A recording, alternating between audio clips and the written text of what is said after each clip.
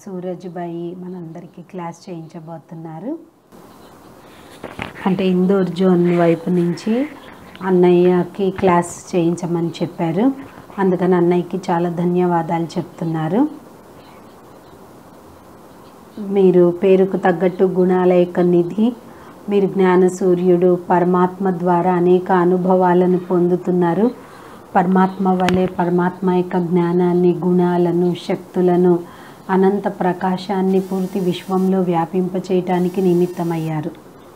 మీ సంపర్కంలో వచ్చేటువంటి ఏ ఆత్మలైనా వారి జీవితాల్లో చీకటి సమాప్తమవుతుంది. అందరికీ సుఖాన్ని ఇచ్చేటువంటి సత్యమైన సుఖదేవులు. అంతిమ సమయంలో తీవ్ర పురుషార్థం ఎలా చేయాలి అనేది అన్నయ్య ద్వారా విందాము. ఓం శాంతి.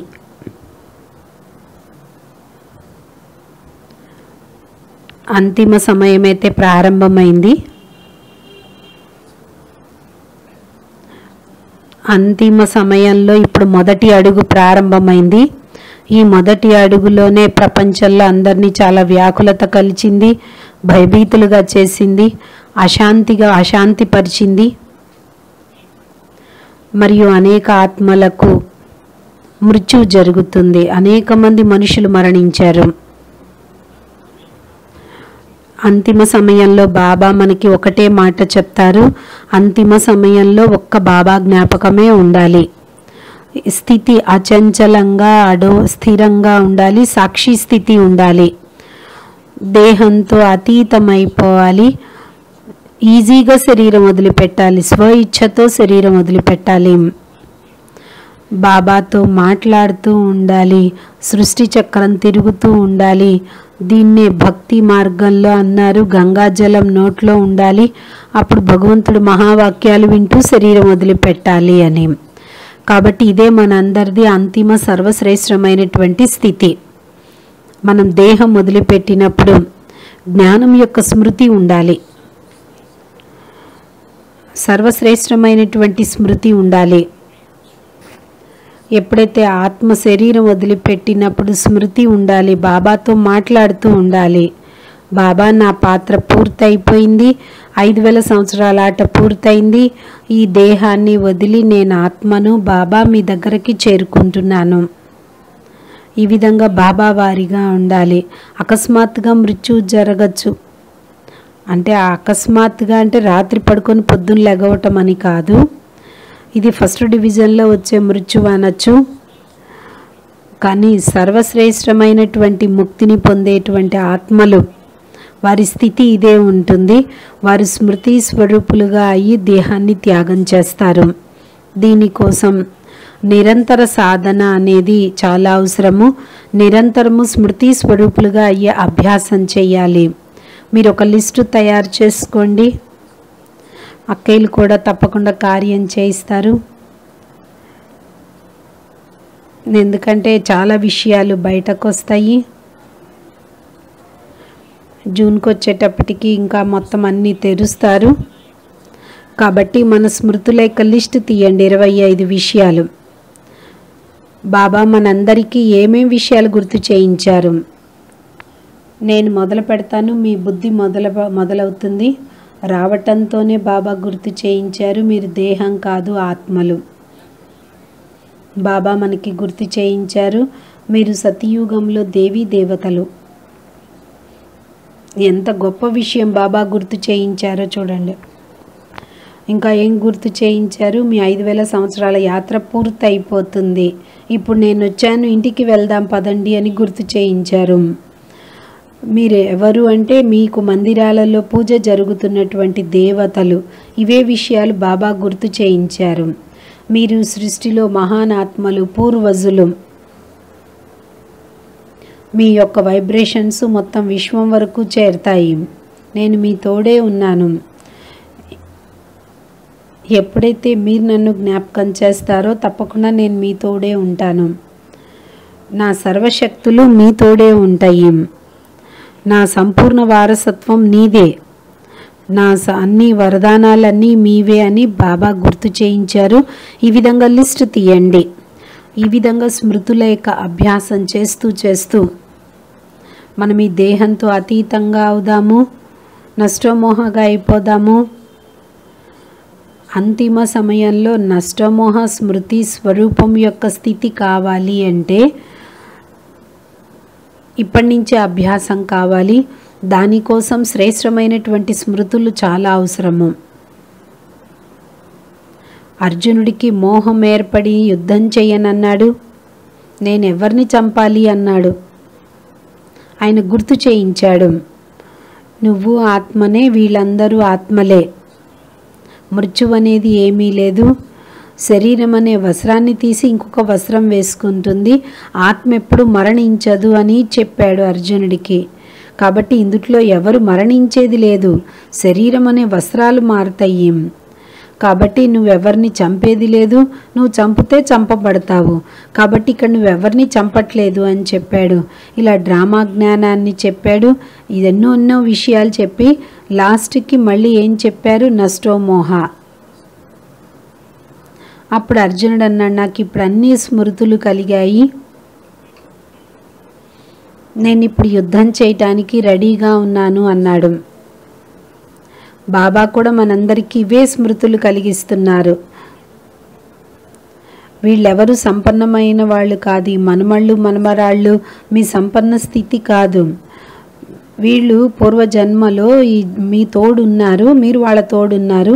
అందుకని ఈ జన్మలో కూడా మీరు తోడు ఉంటున్నారు, మీ లెక్క కథ తీర్చుకుంటున్నారు. కాబట్టి సంపన్న స్థితిని తయారు చేసుకోండి, అప్పుడే మోహం నష్టం అవుతుంది.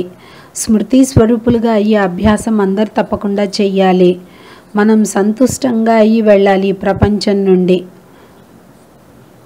సంతుష్టంగా ఎవరుండగలుగుతారు అంటే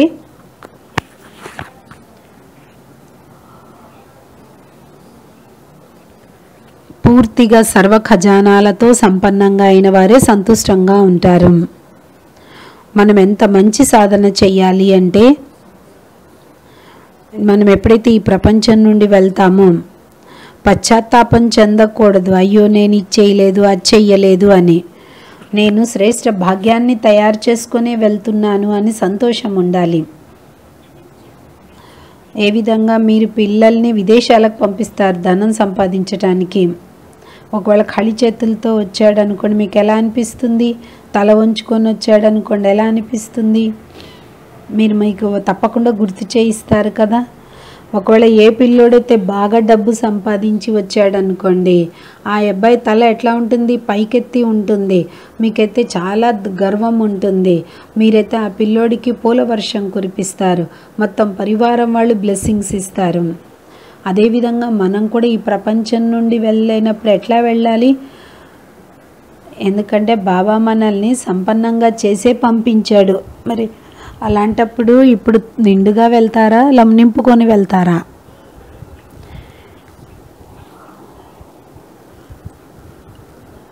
నింపుకొని వెళ్ళాలి. సంపన్నంగా వెళ్తే భగవంతుడు కూడా మనకి వెల్కమ్ చేస్తారు. మీకు స్వాగతము అంటూ భగవంతుడు స్వాగతం చేస్తారు. కాబట్టి మనం ఇటువంటి స్థితిని తయారు చేసుకోవాలి. సంపన్నంగా అయ్యే వెళ్ళాలి, ఏది ఉండకూడదు. అంతిమ సమయంలో ఒక్కరి జ్ఞాపకమే ఉండాలి. దీనికోసం సాధన కూడా చాలా చెయ్యాలి. తులసీదాసు కూడా రాయాల్సి వచ్చింది.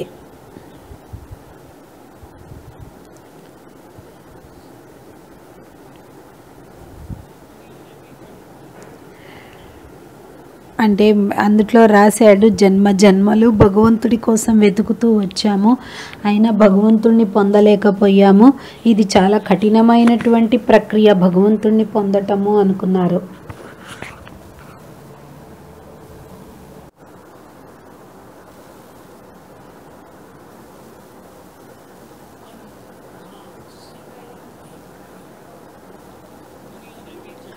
అంటే మునులు కూడా జన్మ జన్మలు భగవంతుడి కోసం వెతుకుతున్నారు. ఆయన పేరు గుర్తుంచుకున్నారు కానీ ఆయన అంతాన్ని తెలుసుకోలేకపోయారు. అది చాలా కఠినమైనటువంటి కార్యము. దాన్ని మనం సహజంగా చేసుకుందాము. ఎప్పుడు మనం సహజంగా చేసుకోగలము అంటే నలువైపుల నుండి డిటాచ్ అయినప్పుడు, సంపన్నంగా అయినప్పుడు. ఏ విషయాలు కూడా మన మానస పటలం పైన ముద్రలాగా పడకూడదు. వీటన్నింటితో మనం ముక్తులైపోవాలి. అంతేకాని వీళ్ళు నన్ను ఇట్లా అన్నారు, వీళ్ళు నాకు చాలా దుఃఖాన్ని ఇచ్చారు, ఈ అక్కయ్య నాకు చాలా కష్టపెట్టింది, నేను ఈ పాపాలు చేశాను. ఒకవేళ చాలా పాపాలు చేసి ఉంటారనుకోండి, ఆ పాపాలు వికల్పాలే గుర్తుకొస్తూ ఉంటాయి. అవి మృత్యువుగా మన సన్ముఖంగా వస్తాయి. బాబాని జ్ఞాపకం చెయ్యనియ్యవు. వాటి ప్రభావంలో మీరు వచ్చేస్తారు. కాబట్టి పుణ్యాత్మలే అంతిమ సమయంలో స్మృతి స్వరూపులుగా ఈ శరీరం వదిలిపెడతారు. కాబట్టి మీ కార్మిక అకౌంట్ని చెక్ చేసుకోండి. ఒకవేళ మీ పాపం చాలా మిగిలిపోయినట్లయితే మీరు పుణ్యకర్మలు చెయ్యలేరు. ఎంత పుణ్యకర్మ చెయ్యాలి అంటే పాపం యొక్క బరువు మీకు బరువుగా అనిపించద్దు. ఎంత యోగం చెయ్యాలి అంటే మొత్తం పాపాల బరువు భస్మం అయిపోవాలి. అంతిమ సమయంలో ఈ వస్తువులన్నీ మీ తోడేవి రావు. ఇవన్నీ వదిలిపెట్టాల్సిందే. మీరు బెగ్గర్ టు ప్రిన్స్గా కావాల్సిందే. మన దగ్గర ఏమైనా ఎక్కువ మిగిలి ఉన్నట్లయితే అంతిమంలో గుర్తొస్తాయి. మాతలకు అలవాటు కదా, దాచిపెట్టుకొని ఉంటారు. ఎందుకంటే చాలా నగలు దాచిపెట్టుకుంటారు, కానీ ధరించరు. దొంగల భయం ఉంటుంది. కాబట్టి ఎప్పుడైతే అన్ని కూడబెట్టుకున్నారో దేహం వదిలిపెట్టినప్పుడు అవన్నీ గుర్తుకొస్తుంటాయి. ఆ సమయంలో మీరు తెరవలు కూడా లేరు. మనస్సు పరితపిస్తుంటుంది, అయ్యో ఇవన్నీ వదిలిపెట్టాల్సిందేనా అని. అలా అని అవన్నీ మీరు పారేయమని చెప్పట్లేదు, బాబాకి ఇవ్వమని చెప్పట్లేదు. కానీ అంతకంటే గొప్ప సంపాదన మీకు ఇక్కడ లభించబోతుంది. ఈ నగలేముంది, వేరువలేవన్నటువంటివి. ఇవి చిన్న నగలు, ఇవి బంగారము నగలు, చీరలు, ఇవన్నీ ఏమున్నాయి ఇక్కడ. కానీ సతయుగంలో బంగారము, వజ్రము, బట్టలలో కూడా వజ్రవైడూర్యాలు పొదగబడి ఉంటాయి. అక్కడ బంగారపు నీరు ఆరోగ్యంగా చేస్తుంది అంటారు కదా. అక్కడైతే ఎవరిని ఆరోగ్యం చేయాల్సిన అవసరం లేదు, అందరూ ఆరోగ్యంగానే ఉంటారు. అక్కడ వజ్రవైడూర్యాలు, మాణిక్యాలు అన్ని రకాలుగా ఆరోగ్యంగా ఉంటారు. కాబట్టి మనందరము తయారీ చేసుకోవాలి. మన యొక్క బుద్ధిని నలువైపులా. అంతా వినాశనం అయ్యేదే ఉంది. చూడండి, మీ ధనాన్ని, మీ జ్యువెలరీని, మీ ధనాన్ని అన్నింటినీ ఆలోచించుకోండి. ఇవేవి తోడు రావు, వినాశనం అయ్యాల్సింది. కొందరు సంపాదిస్తారు కానీ సుఖాన్ని పొందరు, పిసినారి వాళ్ళుగా ఉంటారు. వాళ్ళ పిల్లలకు కూడా పెట్టలేరు, ఎందుకంటే వాళ్ళ సంస్కారమే అంటారు అలాంటిది. కాబట్టి మనం సంపాదించాము, బాబాకు ధన్యవాదాలు చెప్పండి, బాబాకు థ్యాంక్స్ చెప్పండి. బాబా ఇదంతా మీదే. ఎంత వీలైతే అంత దాన్ని మీరు సేవలో వినియోగించండి. ఇది వినాశి అనే విషయము గుర్తుంచుకోండి. వీటిని వదిలిపెట్టాల్సిందే. సంకల్పం చేయండి, నేను వీటన్నింటినీ వదిలిపెట్టాల్సిందే. కాబట్టి అనాసక్త వృత్తి ఏర్పడుతుంది. సాక్షి స్థితిలో ఉండాలి. మనకి తెలియదు ప్రపంచంలో మనం శరీరం వదిలిపెట్టిన తర్వాత ప్రపంచ పరిస్థితి ఎట్లా ఉంటుందో ఎవరికీ తెలియదు. ఎందుకంటే మనం శరీరం వదిలిపెట్టిన తర్వాత ప్రపంచం యొక్క రూపం చాలా భయంకరంగా ఉంటుంది. ఆ సమయంలో మనం సూక్ష్మ శరీరంతో సాక్షిగా చూస్తూ ఉంటాం. ఏది జరిగినా అంతా ఒక ఆటలాగా అనిపిస్తుంది. సర్వాత్మల యొక్క పాత్ర పూర్తి కావస్తుంది. అందరూ ఇప్పుడు ఇంటికి వెళ్ళేది ఉంది. ఒకవేళ ఎవరైనా వెళ్ళాలనుకున్నా వద్దనుకున్నా అందరైతే ఇంటికి వెళ్ళాల్సిందే. వెళ్ళటానికైతే ఏ ఇబ్బందులు ఉండవు. అయ్యో నా పిల్లలు కూడా వెళ్తారా, నా భర్త కూడా వెళ్తారా అనుకుంటూ దుఃఖితులు అవుతూ ఉంటారు. కాబట్టి వీటన్నింటినీ సాక్షిగా చూడండి. డ్రామాలో అందరు ఆత్మలు తన పాత్ర వహిస్తున్నారు. ఏది జరుగుతుందో అంతా సత్యమే ఉంది. అంతా కళ్యాణకారి, జరగబోయేదంతా కళ్యాణకారి అని గుర్తుంచుకోవాలి. అందరూ తమ పాత్రలను పోషిస్తున్నారు. ఇక్కడ ఎవరి దోషము లేదు. డ్రామా పాయింట్స్ అయితే చాలా ఉన్నాయి. కొన్ని విషయాలు చెప్తాను, దాంతో మీరు సాక్షి స్థితి ఏర్పరచుకోవచ్చు. ఎప్పుడైతే సాక్షి స్థితిలో సంపన్నంగా అవుతారో ఏ ప్రశ్నలు ఉండవు, ఏ కంప్లైంట్స్ ఉండదు, ఎందుకు ఇలా జరుగుతుంది అనే ప్రశ్న ఉండదు. ఎవరి గురించి ఫిర్యాదు చేయరు. వీళ్ళు ఇట్లా చేశారు, అట్లా చేశారు, ఎవరిని దోషిగా తయారు చేయరు. ఈ డ్రామాలో అందరివి రకరకాల పాత్రలు అనుకుంటారు. ఇది సాక్షి స్థితి. ఈ స్థితిని అందరూ పెంచుకుంటూ ఉండండి. భగవంతుడి ప్రేమలో నిమగ్నమై ఉండండి. బాబాకు తన యొక్క ప్రేమతో బాబాని ఆహ్వానించండి. అంతిమ సమయంలో మీకు చాలా చాలా మార్కులు లభిస్తాయి.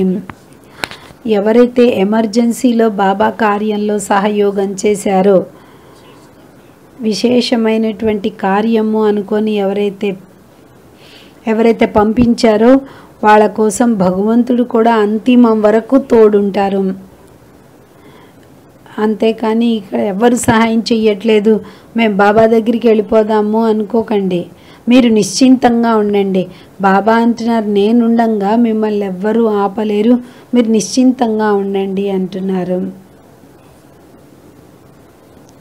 భగవంతుడు కూడా అంతిమ సమయంలో చాలా సహాయం చేస్తారు. వీళ్ళైతే సేవలు చాలా బాగా చేశారు. ప్రకృతి కూడా వాళ్ళకి చాలా సహాయం చేస్తుంది. బాబా కూడా చాలా సహాయం చేస్తారు. ఎవరైతే ఇందుట్లో విఘ్నాలు వేశారో ఇంకా వాళ్ళ గురించి ఏమని చెప్పాలో చెప్పే మాటలు కూడా లేవు. ఎందుకంటే వాళ్ళు సంతోషంగా ఉండలేరు, డిప్రెషన్లో ఉంటారు అటువంటి వాళ్ళు. కాబట్టి అంతిమ సమయం యొక్క మన స్థితులు ఏవైతే ఉన్నాయో వాటి కోసం రెడీ అవ్వండి. బాబాని రోజు మొత్తంలో 5-6 సార్లన్నా ఆహ్వానించండి. అప్పుడే మీకు అలవాటు అవుతుంది. అంతిమ సమయంలో అన్నింటినీ మర్చిపోయి బాబాని జ్ఞాపకం చేయటం. రోజు ఉదయమే లేచి ఎటువంటి అభ్యాసం చేయాలి అంటే, రాత్రి పడుకునేటప్పుడు మళ్ళీ అంతిమంలో బాబాని పిలవండి, ఆహ్వానించండి. బాబా మా దగ్గరే కూర్చున్నారు అనుకోండి. భగవంతుడు ఇప్పుడు చెప్తూ ఉన్నారు, తోడు తీసుకెళ్ళటానికి వచ్చాను. బాబా కూడా అంటారు, నేనైతే మిమ్మల్ని తోడు తీసుకెళ్ళటానికి వచ్చాను, కనురెప్పల పైన కూర్చోబెట్టుకొని తీసుకెళ్ళటానికి వచ్చాను, కాబట్టి నేను మీకు ఏ రకంగా ఇబ్బంది పెట్టను అంటారు. మీరు ఏవైతే ప్రశ్నలు అడిగారో ఆ ప్రశ్నలకి ఆన్సర్స్ అడగబోతున్నారు అన్నయ్య.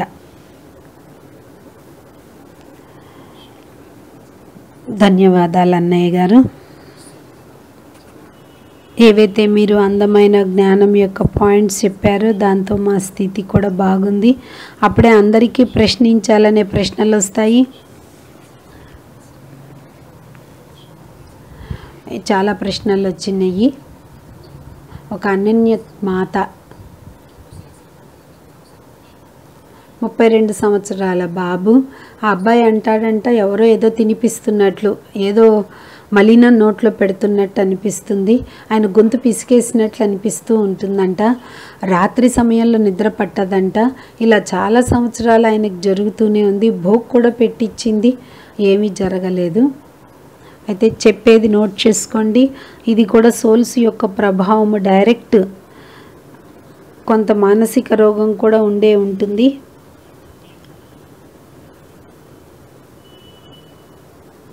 ఎందుకంటే ఇది భ్రమిస్తున్నటువంటి ఆత్మల యొక్క ప్రభావం. ఒకవేళ ఆ అబ్బాయి చేయగలిగితే పొద్దున్నే 7 సార్లు లేచి చేయమనండి, నేను మాస్టర్ సర్వశక్తివంతుడను.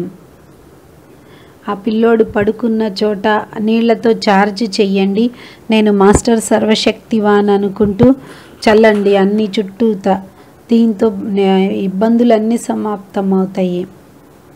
ఎక్కడైతే మీ ఇల్లు ఉందో మెయిన్ గేట్ దగ్గర బాబా లైట్ వెలిగించండి. బయట నుంచి ఎవరు వచ్చినా వాళ్ళు బాబాని చూడాలి, బాబా దర్శనం చేసుకునే లోపలికి రావాలి. దీంతో వాటి యొక్క ఈవిల్ సోల్స్ ప్రభావం సమాప్తం అవుతుంది. వాళ్ళు వీలైతే రాత్రిపూట పడుకునేటప్పుడు కూడా ముందు నేను మాస్టర్ సర్వశక్తివాన్ అని అభ్యాసం చేయాలి. అంటే ఈ విధంగా అన్నయ్య చెప్తూ ఉన్నారు. ఏదైనా అలా ఈవిల్ సోల్ కనుక ప్రవేశించినట్లయితే, ఆ విధంగా ఒక జ్యోతిష్కుడు చెప్పాడు, ఆ నిమ్మకాయ సర్వశక్తివాన్ ఆత్మను అని చెప్పి పిల్లవాడు పడుకున్నప్పుడు 21 సార్లు ఆ పిల్లోడు చుట్టూ తిప్పేసేసి 21 సార్లు 21 రోజులు అలా చెయ్యండి. తర్వాత దాని నిమ్మకాయని తగలబెట్టండి. అలా రోజు చెయ్యొచ్చు. చేసినట్లయితే రిజల్ట్ ఉంటుంది. హాస్పిటల్లో ఒక అక్కయ్య సేవ చేస్తుంది. కరోనా భయంతో నిద్ర రావట్లేదు అక్కయ్యకి అన్నారు. ఇదైతే ప్రపంచంలో జరిగే సమస్యనే. కరోనాతో తక్కువ మంది మరణిస్తున్నారు, కానీ భయంతో ఎక్కువ మంది మరణిస్తున్నారు.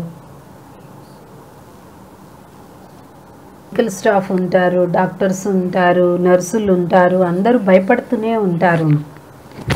చుట్టుపక్కల ఒక భయం అనే వైబ్రేషన్స్ నిర్మించుకున్నారు. నిర్భయంగా అయ్యి పొద్దున్నే సంకల్పం గుర్తుంచుకోండి, నేను భగవంతుడి సంతానాన్ని, చాలా శక్తివంతుడిని, నిర్భయంగా ఉన్నాను, నేను చాలా శక్తివంతుడను, నిర్భయనుడను. ఉదయం లెగవటంతోనే ఇదే సంకల్పం చెయ్యండి. అప్పుడు సబ్కాన్షియస్ మైండ్ మేల్కొని ఉంటుంది. తప్పకుండా ఈ విషయాలు బుద్ధిలో వెళ్తాయి. మరి వాళ్ళకి చెప్పండి, రాత్రి పడుకునేటప్పుడు కూడా 108 సార్లు రాయమనండి, నేను మాస్టర్ సర్వశక్తివాన్ అని. ఇంకొక విషయము, పవిత్రత విషయంలో అక్కయ్యలకి అన్నయ్యలు సహాయం చేయరు, అన్నయ్యలకు అక్కయ్యలు సహాయం చెయ్యరు. దానికి ఏం చెయ్యాలి అన్నారు. ఇది చాలా సహజమైన అభ్యాసము. అందరూ అభ్యాసం చెయ్యండి. సబ్కాన్షియస్ మైండ్ యొక్క ప్రభావం ఉంటుంది. భార్య కావచ్చు, భర్త కావచ్చు, ఎవరైనా జ్ఞానంలో ఉండొచ్చు, లేకపోవచ్చు, ఎవరైనా కావచ్చు, కాస్త ఇబ్బంది పెట్టచ్చు. వాళ్ళ కోసం పొద్దున్నే లేచి 7 సార్లు సంకల్పం చెయ్యండి. నేను మాస్టర్ సర్వశక్తివంతుడను, నేను బంధనముక్తుడను, నా తోడున్నవారు వాళ్ళు కూడా నాకు పూర్తి సహయోగిగా ఉన్నారు. ఒకవేళ భోజనం తయారు చేసేటప్పుడు కూడా గుర్తుపెట్టుకోండి, నేను పరమ పవిత్రమైనటువంటి ఆత్మను అని నిరంతరం జ్ఞాపకం చేస్తూ వంట చెయ్యండి. ఒకవేళ అక్కయ్య అనుకోండి, కార్యవ్యవహారాలు చేస్తూ అరగంట అభ్యాసం చెయ్యండి. కొందరు కొన్ని సంవత్సరాల నుంచి జ్ఞానంలో నడుస్తున్నారు, మధుబన్లో కూడా ఉన్నారు, మధుబన్ కూడా వస్తారు, కానీ వాళ్ళకి ఏ పని చెయ్యాలన్నా మనస్సు నిలకడ ఉండట్లేదు. ఇప్పుడు ఏదన్నా గుర్తుంచుకోవాలన్నా మర్చిపోతున్నాను అని చెప్తున్నాడు. దాంట్లో హోమియోలో మందులు ఉన్నాయి, ఎందుకంటే బ్రెయిన్ తిరిగి పవర్ఫుల్గా అవుతుంది. ఇంగ్లీష్ ట్రీట్మెంట్లో కూడా ఉంటుంది ఏదో ఒక మందు. ఉదయం లేచినప్పుడు, రాత్రి పడుకునే ముందు నేను మాస్టర్ సర్వశక్తివాన్ అని 7 సార్లు రాయమంటున్నారు. బ్రెయిన్కి మంచి వైబ్రేషన్స్ వస్తాయి. నీళ్లు కూడా ఛార్జ్ చేసుకొని తాగొచ్చు, అప్పుడు బ్రెయిన్కి మంచి ఫలాన్ని ఇస్తుంది. 3వ విషయము, ఉదయము సాయంత్రం 10 నిమిషాలు బ్రెయిన్కి ఎనర్జీ ఇవ్వండి. ఇంకా ముందు ప్రశ్నల్లో కూడా రావచ్చు ఇదే. మానసిక రోగాలు పెరిగిపోతున్నాయి. బ్రెయిన్కి మనం నార్మల్గా చెయ్యాలి అంటే ఉదయం సాయంత్రం 10 నిమిషాలు అభ్యాసం చేయండి. చూడండి, అందరూ 2 చేతులు రబ్బు చేయండి. 2 చేతులు రబ్బు చేస్తూ నలుపుతూ నేను మాస్టర్ సర్వశక్తివాన్, నేను మాస్టర్ సర్వశక్తివాన్, నేను మాస్టర్ సర్వశక్తివాన్ అని 3 సార్లు అనండి. 3 సార్లు అని ఆ 2 చేతులు తల మీద 2 వైపులా పెట్టుకోండి. అలా ఒక సెకండ్, 1 నిమిషం వరకు తల మీద చేయి పెట్టుకోండి. మళ్ళీ రెండోసారి అలే అభ్యాసం చేయండి. 2 చేతులు మలుపుతూ మళ్ళీ 1 నిమిషం తలపైన చేయి పెట్టుకోండి. ఇలా 10 సార్లు చెయ్యండి. ఈ విధంగా ఉన్నప్పుడు మనసు ప్రశాంతత ఉంటుంది. ఇంకా వేరే సంకల్పం ఏమీ అవసరం లేదు అంటున్నారు. పిల్లలకి కూడా ఇది చెప్పచ్చు. బ్రెయిన్ తక్లీఫ్ ఇబ్బందులు ఉన్నా కూడా ఇవ్వచ్చు. చాలా మంచి పర్ఫెక్ట్ లాజిక్ ఇది. అంతా బాగా అయిపోతుంది. ఎవరికైతే చదువు పైన మనస్సు కుదరదనుకోండి, నిరుత్సాహం ఉండొచ్చు, కొందరి యొక్క స్వభావం చికాకు ఉండొచ్చు, సంతోషం ఉండొచ్చు, అవన్నీ బాగవుతాయి.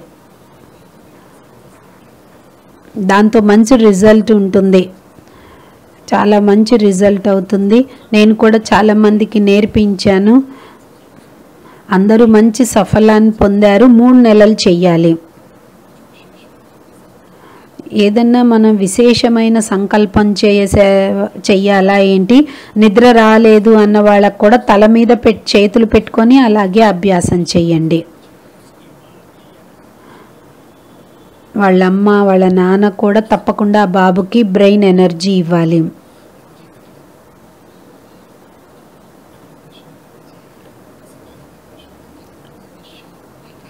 ఇంకొక అన్నయ్య ప్రశ్న, పూర్తి నిశ్చయం కలిగిన తర్వాత కూడా నిశ్చయం కలుగుతుంది, కారణం ఏంటి? ఇది డౌట్ఫుల్ నేచరు. ఏ విధంగా మెట్లు ఎక్కుతారు, మెట్లెక్కి పైకి ఎక్కుతారు, ఎందుకు వచ్చాను అనుకొని కింద దిగుతారు, కింద దిగి మళ్ళీ పైకి ఎక్కుతారు. అంటే ఇదేంటి అంటే దృఢత్వంలో వాళ్ళకి డౌట్ ఉంటుంది, వాళ్ళ నేచరే అటువంటిది. కాబట్టి రోజు ఒక మురళి చదవండి, మళ్ళీ 5 సార్లు అది నోట్ చేయండి. విన్నాము మీకు డివైన్ డ్రీమ్లో బాబా మీకు టచింగ్ ఇస్తుంటారు. అయితే ప్రస్తుత సమయంలో మీకేం టచింగ్ ఇస్తున్నారు అంటే, అన్నయ్య అన్నారు టచింగ్ చేసే విషయం ఏముంది, మనందరం చూస్తూనే ఉన్నాము. బాబా మనందరికీ బుద్ధి అయితే ఇచ్చారు, అంత టచింగ్ ఇచ్చేది ఏమీ లేదు, అన్నీ తెలిసిపోతున్నాయి, మీరు కూడా తెలుసుకున్నారు కదా, మీకు అర్థమవుతుంది. కాబట్టి మీరందరూ కూడా బాగా తీవ్ర పురుషార్థం చేసి సర్వోత్తమమైనటువంటి స్థితిని తయారు చేసుకోండి, బాబా నుండి సర్వస్వాన్ని పొందండి. నెక్స్ట్ రాబోయే సీన్ ఇంతకంటే భయానకంగా కనిపిస్తుంది. ఇప్పుడు గవర్నమెంట్ కొంతన్నా సహాయం చేస్తుంది. అమెరికా ప్రెసిడెంట్ అయితే చెప్పాడు, ఈ ఫోర్సుతో బయటకు నెట్టే వస్తువు కాదు ఇది అందరూ సహించాల్సిందే, దీంతో జీవించాల్సిందే అనుకున్నారు. నేతలు కూడా విసిగిపోయారు. ఇక్కడ అంత లేదు, కానీ విదేశాలలో అయితే పెద్ద పెద్ద నేతలు అందరూ విసిగిపోయారు. ఇంకెంతకంటే భయంకరమైన పరిస్థితులు వస్తాయి. ఈ విధంగా 10 దెబ్బలైతే వస్తాయి. ఎందుకంటే ఈ భూమి దేవతల కోసం ఖాళీ అవ్వాలి కదా. ఎందుకంటే జట్కా అంటే ఒక దెబ్బ అయితే ఇవ్వాలి కదా, లేకుంటే బ్రాహ్మణులలో కూడా కుంభకర్ణులు లాంటి వాళ్ళని మేల్కొల్పాల్సి వస్తుంది. ఎలా మాకు తెలుస్తుంది? వికర్మల ఖాతా ఉంది, వికర్మల ఖాతా ఎంతవరకు సమాప్తమైంది, కొత్తది ఏమైనా జమ అయిందా అని ఎలా తెలుస్తుంది అంటే, దీనికోసం సైంటిస్టులు ఏమీ మిషన్ తయారు చేయలేదు. కానీ మీరు ఎంతెంత తేలికగా అవుతూ ఉంటారో, మీ సంతోషం ఎంతెంత పెరుగుతూ ఉంటుందో, మీ సంబంధాలలో ఎంత మాధుర్యత పెరుగుతుందో, మీ సంస్కారాలు సాఫ్ట్గా అవుతూ ఉంటాయో దాన్ని బట్టి తెలుస్తూ ఉంటుంది మన కర్మల యొక్క ఖాతా తీరిపోతుంది అని. ఇవి చాలా సూక్ష్మమైనటువంటి విషయాలు. అంతేకాని ఇది మనం కొలమానం ఏమీ చెయ్యలేము. జనరల్గా ఇవి మనం తెలుసుకోవచ్చు.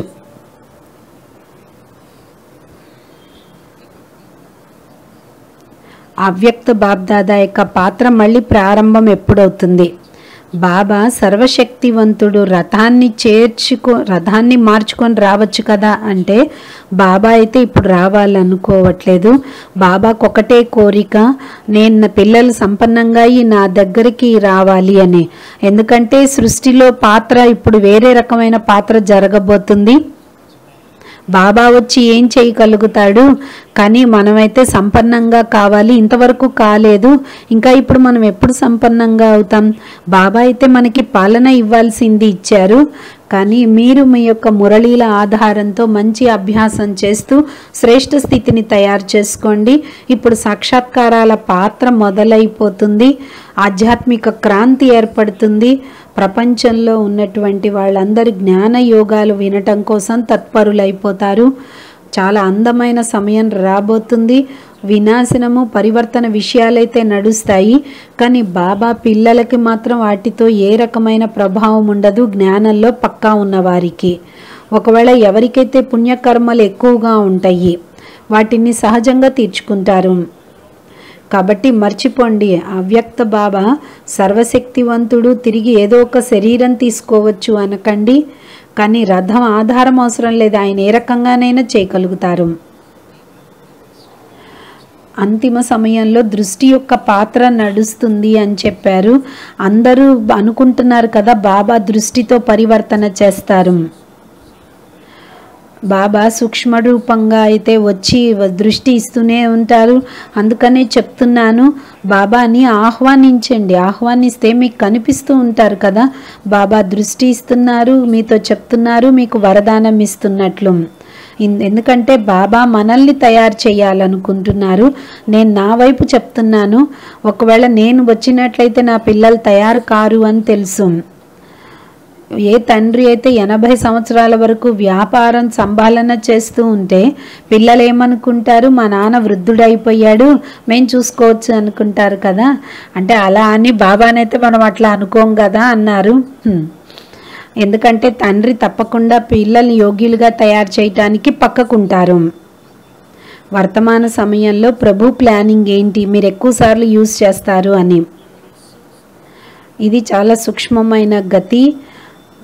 ప్రభు ప్లాన్ని మనం తెలుసుకున్నట్లయితే మనం తయారీ చేసుకుంటాము, మనం నిశ్చింతం అయిపోతాం.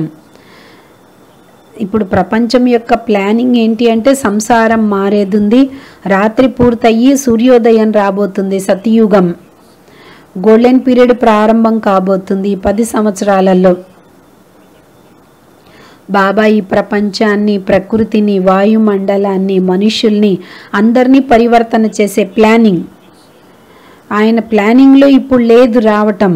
ఆయన ప్లానింగ్లో ఇప్పుడు ఏంటి అంటే పిల్లలందరినీ తయారు చెయ్యాలి, 108 మంది రత్నాలను తయారు చెయ్యాలి. ఎందుకంటే ఇద్దరు బదులుగా ఇప్పుడు 108 మంది తయారవ్వాలి. 108 మంది తయారయ్యారు అంటే చాలా బాగా సేవ జరుగుతుంది. కాబట్టి ప్రభు యొక్క ప్లాన్ ప్రాక్టికల్గా మంచి రంగును తీసుకొస్తుంది. చూస్తూనే ఉన్నాము, ఎదురు కూడా చూస్తాము, కొత్త కొత్త రంగులు ఏముంటాయో అనేది. సాక్షాత్కారాల పాత్ర బాబా మురళీలో చాలాసార్లు చెప్పారు, అది ఎప్పుడు మొదలవుతుంది. అయితే ఇప్పుడు మనం దానికి దగ్గరగా చేరుకోబోతున్నాం. ఇంకొక 5 సంవత్సరాలలో తప్పకుండా సాక్షాత్కారాల పాత్ర మొదలైపోద్ది 2025 నుంచి. కానీ మనమైతే సాక్షాత్కార మూర్తులుగా కావాలి. కానీ బాబా చెప్తూ ఉన్నారు, ఎవరైతే బాబా సమానంగా అయిన వారు వాళ్లే సాక్షాత్కార మూర్తులుగా అవుతారు. సాక్షి స్థితిలో ఉన్న వాళ్లే సాక్షాత్కార మూర్తులుగా అవుతారు. సంపూర్ణ పవిత్రత ద్వారానే సాక్షాత్కార మూర్తులుగా అవుతారు. ఎప్పుడైతే ఈ స్థితి ఆత్మలలో తీవ్రంగా రావాలి, ఎందుకంటే ఇప్పుడు ఈ ఘటనలు ఆత్మలందరినీ మేల్కొల్పుతున్నాయి. బ్రాహ్మణులకేం కష్టం లేదు భారతదేశంలో, మొత్తం ప్రపంచంలో. విదేశాలలో 2 బ్రాహ్మణులకి కరోనా వచ్చింది, వాళ్ళు బాగా అయిపోయారు. కానీ భారతదేశంలో మాత్రం ఎవరికి రాలేదు, చాలా ఆరోగ్యంగా ఉన్నారు. బాబా శక్తి ఇస్తున్నారు. ఎందుకంటే విశేషంగా మహాన్ ఆత్మలు 108 మంది తయారైపోవాలి. బాబా ఈ ఆపదలోనే పిల్లలకి ఛత్రఛాయగా అయ్యి సహాయం చేస్తూనే ఉన్నారు. బాబా 100 రెట్లు మనకి సహాయం చేస్తూనే ఉంటారు. సాక్షాత్కారాల గురించి చెప్పారు కదా, అట్లాగే 2026లో విశ్వమహారాజన్ రాజ్యం వస్తుందా అంటే లేదు, దేవతల యొక్క జన్మ అవుతుంది. దేవయుగము అనేది ఎప్పుడు మొదలవుతుంది అంటే లక్ష్మీనారాయణులు సింహాసనం పైన కూర్చున్నప్పుడు. ఆ డేట్ ఏంటి అంటే 36లో 11 స్టార్ట్ అవుతుందా ఏంటి అంటే లేదు, అవంతా మనం క్యాలిక్యులేట్ చేసుకుంటున్నాం కదా. కానీ అన్నయ్య అంటున్నారు, బాబా చెప్పే మహావాక్యాలతో తెలిసిపోతుంది, సంగమయుగము 100 సంవత్సరాలు.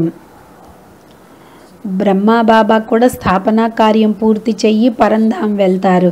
మళ్ళీ తర్వాత శ్రీకృష్ణుడుగా వచ్చి పాత్ర వహిస్తారు. అప్పుడు దేవతల యొక్క పాత్ర దేవతలది. ఎందుకంటే అక్కడ 25 సంవత్సరాలు అవ్వచ్చు, 30 సంవత్సరాలు అవ్వచ్చు. అక్కడికి వెళ్ళిన తర్వాత సతీయుగంలో సింహాసనం పైన కూర్చుంటాడు.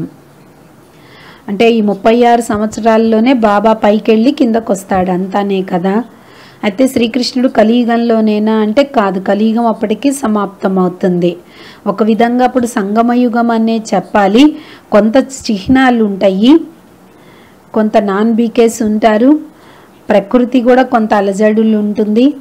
ఇంకా కొంచెం దేవకులం యొక్క ఆత్మలు వస్తూ ఉంటాయి. ప్రకృతి కూడా సతోప్రధానత ఉంటుంది. ఎందుకంటే వాళ్ళ అమ్మా నాన్న అయితే దైవత్వంలో ఉన్న వాళ్ళు ఉన్నారు, మురళి ప్రారంభమైనప్పుడు ఆ సమయంలో వెంటనే నిద్ర వస్తుంది. ఎప్పుడైతే ఓం శాంతి అని చెప్తారో అప్పుడు మెలకు వస్తుంది. యోగంలో నిద్ర రాదు, మురళిలో నిద్ర వస్తుంది. ఈ మంచి స్థితి ఉంది, హాయిగా కడుపు నిండా నిద్రపోండి అంటున్నారు అన్నయ్య.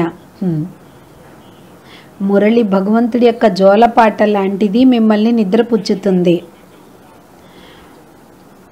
కానీ ముందు విషయం ఏంటి అంటే మీరు ఎక్కువ పుణ్యం చెయ్యాలి. దీనికి దానికి సంబంధం ఏంటి అనుకోవచ్చు.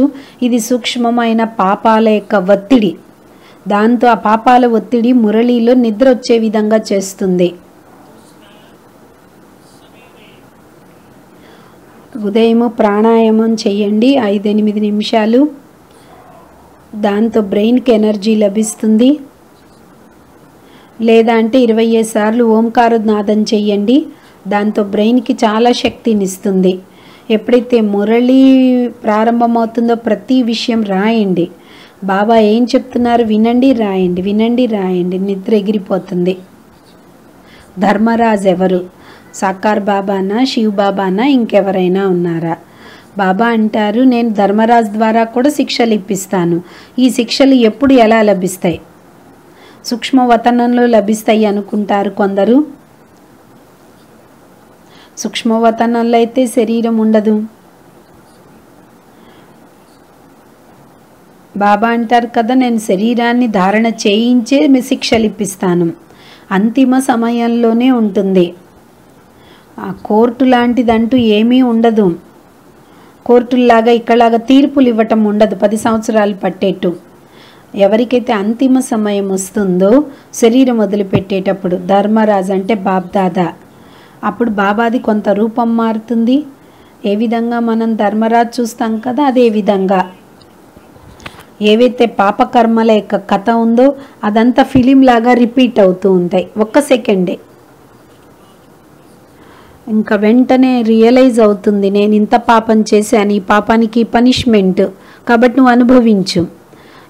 ఈ విధంగా అనుభవం అవుతుంది. ఈ విధంగా ప్రతి ఒక్కరికి ఒకేసారి, కోట్ల మందికి ఒకేసారి ఇలా అనుభవం అవుతుంది. దేవీ దేవతల రూపం ఉంటుందా, లేకుంటే అంటే దేవతల రూపం ఎట్లయితే సాక్షాత్కారం అవుతుందా అలానా, లేక ధర్మరాజు రూపం ఏదైతే మన మనసులో ఉందో ఆ విధంగా అవుతుందా అన్నారు. అదే రూపం. యోగము జ్ఞాపకం అంటే ఏంటి? జ్ఞాపకము అంటే బాబా నావాడు, నేను బాబా పిల్లవాడిని, నేను మంచి స్థితిలో ఉన్నాను. యోగము అంటే బుద్ధి యోగం, ఏకాగ్రం చేయటం, బాబా ద్వారా ఎనర్జీని తీసుకోవటం. దీన్నే తపస్య అంటారు. మాటి మాటికి అభ్యాసం చేయటం, చాలా తీవ్రంగా అభ్యాసం చెయ్యాలి, అప్పుడే తపస్య చేయగలుగుతారు. సత్యమైన మార్గంలో ఇన్ని ఇబ్బందులు ఎందుకు? ఎందుకంటే ఈ కలియుగము అసత్యమైనటువంటి మార్గం. ఇది తప్పకుండా సత్యత గురించి ఆటంకాలు వస్తూనే ఉంటాయి. మహాత్మా గాంధీ కూడా రాశారు, సత్యమే జయితే, అంటే జరిగేదంతా సత్యము అని. అసత్యమేవ జయితే ఇక్కడ సత్యత ఎక్కడా లేదు అని అనుకుంటారు కదా. అంటే సత్యతది ఎక్కడ చూసినా ఓటమే, కష్టము. సత్యత ఉన్నప్పుడు సహించాల్సిందే అనుకుంటారు. అందరు అంటారు వీళ్ళే అబద్ధము, వీళ్ళదే అబద్ధము అని. అంటే అసత్యత అంటే తమో ప్రధానత, అసత్యమైనటువంటి సామ్రాజ్యం ఇది. కాబట్టి సత్యతని మనం చాలా జాగ్రత్తగా నడుపుకోవాలి. సంబంధ సంపర్కాలలో ఎప్పుడైతే వస్తారో అప్పుడు మీ యొక్క బుద్ధిని సత్యమైన మార్గంలోకి తీసుకెళ్ళండి. 30 సంవత్సరాల నుంచి బాబా సైగ చేస్తూనే వచ్చారు, సమయం తక్కువగా ఉంది. అంటే 30 సంవత్సరాలనా ఏంటి అంటే బాబా 84 సంవత్సరాల నుంచి చెప్తూనే ఉన్నారు సమయం తక్కువ ఉంది అని. ఎందుకంటే పురుషార్థం సమయం తగ్గిపోయింది. యోగం యొక్క అనుభూతిని బాగా పొందాలి. ఎవరైతే తమ తపస్య యొక్క శక్తిని పొందుకోవాలో, నిరంతరము బాబా ద్వారా శక్తి పొంది సాక్షాత్కార మూర్తులుగా కావాలి. అటువంటి వాళ్ళకి ఇప్పుడు సమయం తక్కువగా ఉంది. ఈ రోజుల్లో పెద్ద పెద్ద అన్నయ్యల అక్కయ్యలది క్లాసులు వస్తున్నాయి కరోనా మూలాన. ఇప్పుడు చివరికి వ్యాపారం, జాబ్ వదిలిపెట్టాలా అని అడిగారు. అవన్నీ వదిలేయాలా అంటే లేదు, అవన్నీ చెయ్యాలి మీరు. ఎందుకంటే అవన్నీ వదిలేసి మీరు తపస్సు చెయ్యాలంటే చెయ్యరు. బ్రెయిన్లో రచనాత్మక శక్తి ఉంటుంది. ఒకవేళ మీరు పని చెయ్యకుంటే మీ బ్రెయిన్ డల్ అయిపోతుంది. కాబట్టి పని చెయ్యండి, సమయానుసారంగా పురుషార్థం చెయ్యండి. ఎక్కువ విస్తారంలో వెళ్ళకండి, నాకు సమయం దొరకట్లేదు, నా పనుల్లో బిజీ ఉంటున్నాను అనుకోకండి. పొద్దున, ఉదయం, సాయంత్రం అలా మధ్య మధ్యలో అరగంట, గంట సమయం తీసి అభ్యాసం చేయండి. రోజు మొత్తంలో పగలు కూడా ఏదైనా అభ్యాసం చేయొచ్చు. ఎందుకంటే వదిలిపెట్టేస్తే మళ్ళీ పట్టుకోవాల్సి వస్తుంది, అందుకని ఏది వదలద్దు. బాబా షూబీ రసం గురించి చెప్తారు. ఇది ఏం జ్యూసు అన్నారు. ఇది ఏ జ్యూసు కాదు, ఇది సూక్ష్మవతనంలోనే దొరుకుతుంది. అంటే ఇది గన్నేక, మామిడి రసమా, చెరకు రసమా అంటే సూక్ష్మవతనంలో బాబా ఇచ్చే రసం ఇది. సంపర్కంలో ఉన్న వాళ్ళకి బాబా జ్ఞానం చాలా అవసరము. వాళ్ళకి మేము ఇవ్వలేకపోతున్నాం, ఏం చెయ్యాలి? మనం ఏం చెయ్యాలి అంటే వాళ్ళకి వైబ్రేషన్స్ ఇవ్వాలంతే. నేను ఒక్క విషయం గుర్తు చేయించబోతున్నాను. బాబా చెప్పే పాత విషయము. రోజు అమృత వేళలో వేల మంది, కోట్ల మంది మనుషులు ఉన్నారు. వాళ్ళందరినీ బాబా ముందు ఎమర్జీ చేయండి. ఒకవేళ ఇండోర్లో మీరు ఉంటున్నారు, ఇండోర్లో ఉన్న వాళ్ళందరినీ బహిర్గతం చేసుకోండి బాబా ముందు. లక్షల మంది ఉన్నారు అనుకోండి, వాళ్ళందరికీ లక్షల మంది ఆత్మలతో జ్ఞానం చెప్తూ ఉన్నట్లు అనుభవం చేయండి. ఒక్కొక్కళ్ళతో 3 నిమిషాలు అలా ఒక్కొక్కళ్ళకి సమయం ఇచ్చి మాట్లాడుతూ ఉండండి. ఉదయమైనా సాయంత్రమైనా అలా అభ్యాసం చేస్తూ ఉండండి. ఎవరైతే మీరు కలవాలనుకుంటున్నారో వాళ్ళు మిమ్మల్ని పిలుస్తున్నారు. భగవంతుడు మీ పావనంగా చేయటానికి వచ్చారు, మీ దుఃఖాల్ని దూరం చేయటానికి వచ్చారు, మీకు శక్తిని ఇవ్వటానికి వచ్చారు. మీరు రండి, జ్ఞానాన్ని పొందండి, శక్తిని పొందండి అని అభ్యాసం చెయ్యండి. క్యాన్సర్ సర్జన్ అయిన బాబా డైరెక్షన్ అనుసారంగా ఆయన ఒక ఊరిలో జ్ఞానంలో 4 సంవత్సరాల నుంచి నడుస్తున్నారు. బాబా చాలా మంచి కార్యం చేయిస్తున్నారు. 6 నెలల నుంచి చాలా విఘ్నాలు వస్తున్నాయి. ఏదో ఒక ఆత్మ వాళ్ళని ఇబ్బంది పెడుతూ ఉన్నారు.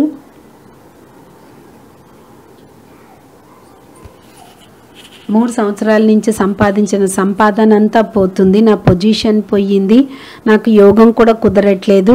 ఇటువంటి సమయంలో నేనేం పురుషార్థం చెయ్యాలి? అన్నయ్య అంటున్నారు, అంత నిరుత్సాహం చెందే అవసరం లేదు. ఇది ఈ రోజుల్లో చాలామంది జరుగుతున్నాయి. ఎందుకంటే ఎవరి పేరైతే వస్తుందో వాళ్ళని తీసేసి మా పేరు రావాలి అని ప్రయత్నాలు చేస్తున్నారు. కాబట్టి 21 రోజులు మీరు బట్టి పెట్టుకోండి. నేను మాస్టర్ సర్వశక్తివంతుణ్ణి, విఘ్న వినాశకుణ్ణి అనుకోండి. ఈ సంకల్పం చేస్తూ 1 గంట యోగం చేయండి. మీరు నిరుత్సాహం చెందకండి. ఫలానా వాళ్ళ పేరు వస్తే నేను వేరైపోతానేమో అనుకోకండి. గుర్తుపెట్టుకోండి, భగవంతుడు ఎవరి తోడైతే ఉంటారో వారి యొక్క కర్మ, ప్రతి కర్మ సఫలమవుతుంది. ముందే మీకు తెలిసిపోతుంది. కాబట్టి బాబా పైన పూర్తి నిశ్చయం ఉండాలి. బాబా ఛత్రఛాయలో ఉన్నామని గుర్తుంచుకోండి. బాబా నా తోడున్నారు, బాబా ఛత్రఛాయ అనుసారంగా నడుస్తున్నాను అనుకొని ఇలా 21 రోజులు భట్టి చెయ్యండి. తప్పకుండా బాగా అయిపోతుంది. నా పేరు తగ్గిపోతుందేమో అని చింతించకండి. తిరిగి మీరు అభ్యాసం చేయండి. భగవంతుడు తోడున్నప్పుడు ఇంకా పేరుతో పనే ఉంది. స్వమానంలో కూడా అభ్యాసం చేయండి. అమృతవేళ యోగం కుదరదేం చేయాలి? దీని గురించి, అమృతవేళ గురించి యోగం చేయించాను, యూట్యూబ్లో చూడండి. అయినా నేను చెప్తున్నాను, యోగం కుదరట్లేదు అంటే రాత్రి తొందరగా పడుకోండి. 10 నిమిషాలు ఉదయం లేచి 10 నిమిషాలు మురళి చదవండి. ఒక 10 నిమిషాలు మాస్టర్ సర్వశక్తివాన్ అనుకోండి. అప్పుడు బ్రెయిన్ యాక్టివేట్ అవుతుంది. ఎందుకంటే ఇది అభ్యాసం లేని కారణంగా బ్రెయిన్ పని చేయకుండా అయిపోద్ది. ఈ విధంగా అభ్యాసం చేసి మళ్ళీ పంచస్వరూపాల అభ్యాసం చేయండి.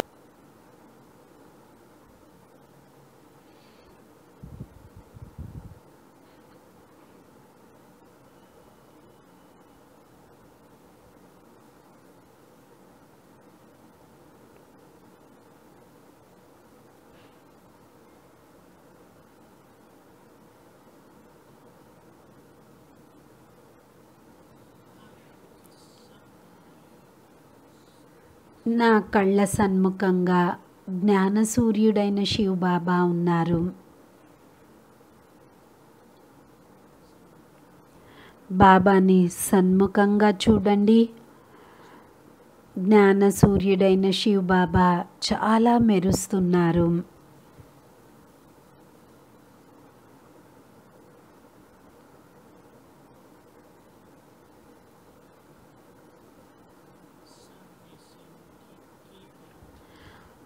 బాబ్ దాదా నుండి నా ఆత్మ పైన కిరణాలు ప్రసరిస్తున్నాయి.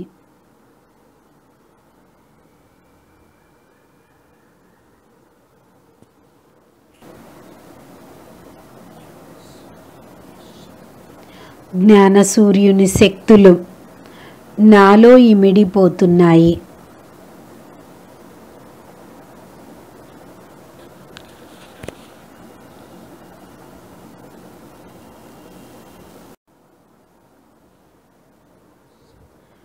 ఓం శాంతి.